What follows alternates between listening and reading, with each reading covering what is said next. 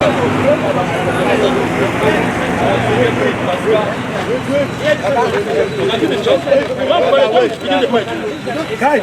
this guy na SC guy.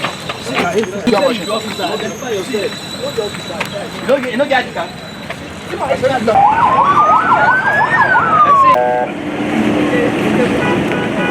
Come on.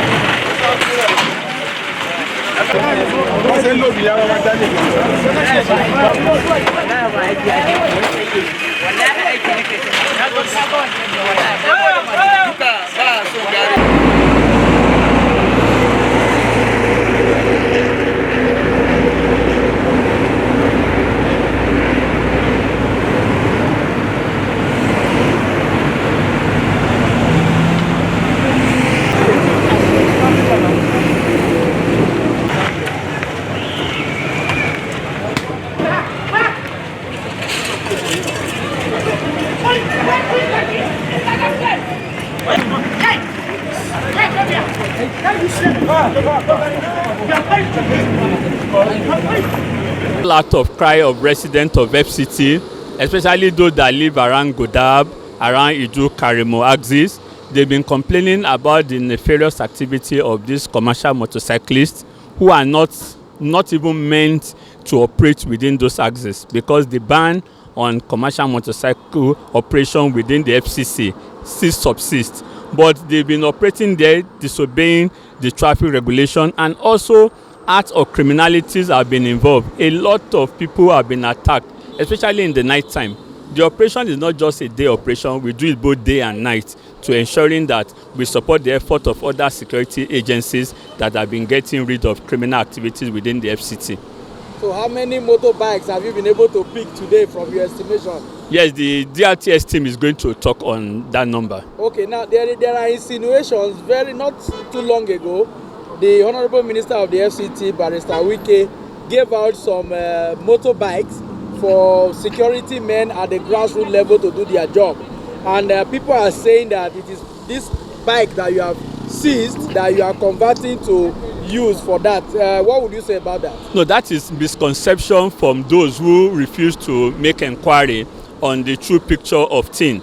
The bikes that were inaugurated by the FCT administration some few weeks ago is meant for security operation, because you know most of the interior, the communities that these kidnappers reside are mountainous and bushy areas, and the terrain are very difficult. Vehicles cannot ply there. So the best way is to get motorcycles that can ply those difficult terrain. So it's not for commercial activities, for security purposes only, and it is not even part of the bikes that is being impounded by the Directorate of Road Traffic Services. That is, those bikes were especially bought for that security operation, which is really achieving a lot of success, because now the security agencies and the hunters and the vigilantes who are complementing their effort can now go into those difficult terrains of the mountainous areas in the border communities, and they are recording a lot of making a lot of progress, just like what the Commissioner of Police FCT have been reiterating and been letting us know. A lot of arrests have been made because of the use of those motorcycles that can now maneuver those mountainous and difficult terrains. So those insinuations by people who did not care to make inquiry or to find out the truth is not just true. Okay, so but others are saying that rather than crushing these motorcycles, which is the normal practice, why not put it to good use considering the amount of money that is being wasted? Like you rightly said, security in hard-to-reach areas, and government are still coughing out money to buy those motorcycles. But why not convert this one, since there's a law that says once it is impounded, it will fit into the FCT.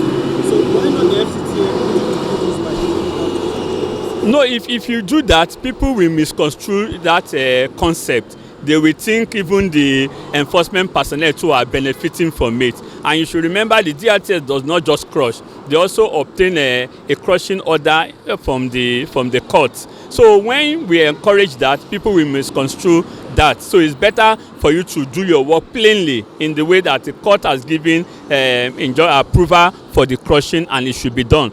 The one that we needed for security operation, the FCT administration through the minister were able to get approval from the presidency, and they purchased the motorcycles for that operation, and they are using it accordingly.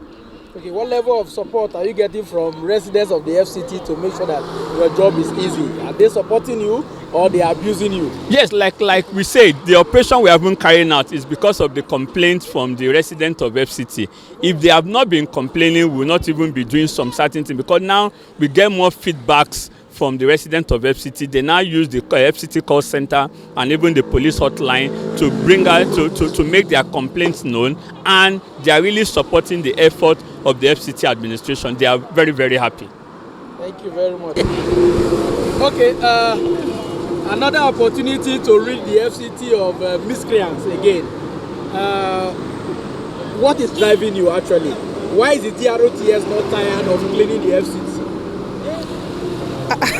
Can someone be tired of our mandates, of his or our mandates? We cannot be tired. It is our mandate to rid the FCC, especially of commercial bike, and that is what we are doing.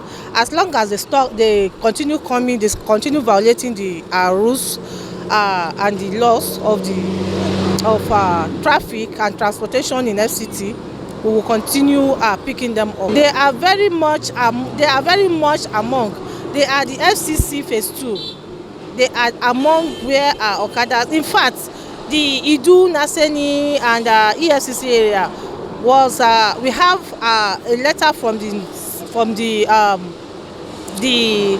residents there of the menace of Okadas around there, and they are very much. Even though they are very much among the FCC, also complaints are being generated from that arena.